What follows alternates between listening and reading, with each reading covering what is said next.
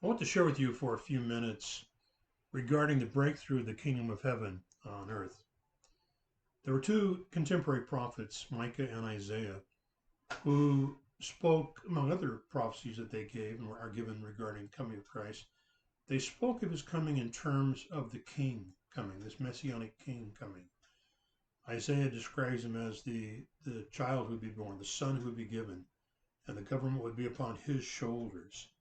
He would be called the Wonderful Counselor, the Mighty God, the Everlasting Father, and the Prince of Peace.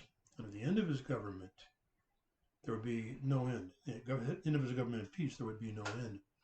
And then he says, the zeal of the Lord Almighty will accomplish this, which Lord Almighty has to do with the Lord of hosts, which has to do with the angel armies. So the Lord of the angel armies will make sure that this child is born, that this son is given. And that plays out in Luke chapter 2. We see a reference to this passage in Isaiah 9 at the birth of Christ. And among other things, we notice that the angel armies are there. And it's not just a saying and give glory to God. They did do that.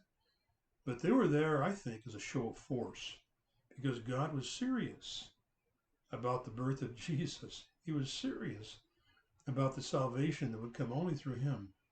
And so I think it was a show of force to the domain of darkness, to the devil and his horde, that they could not stop the fulfillment of the prophecy that goes back to Isaiah and all that would happen subsequent to that because of the life and the ministry and death and resurrection of Christ.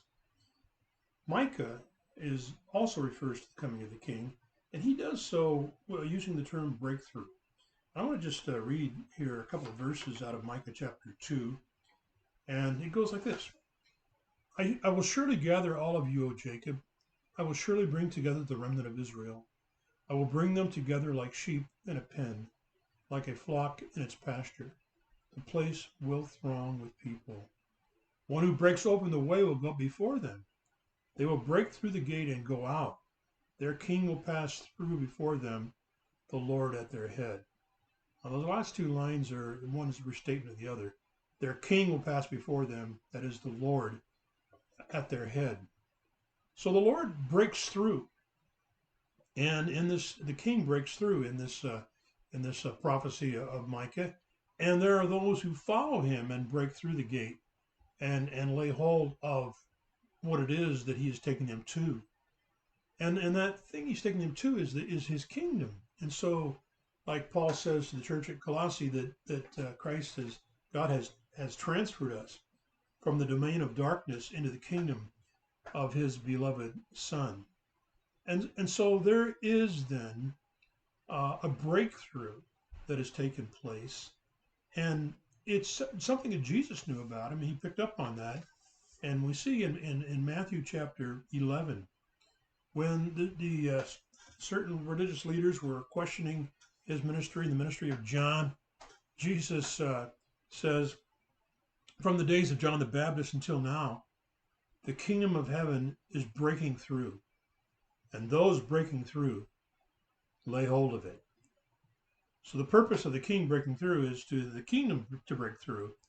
And we know that Jesus said when he healed a man, he said that if I cast out this demon by the Spirit of God, then you know that the kingdom of heaven has come upon you.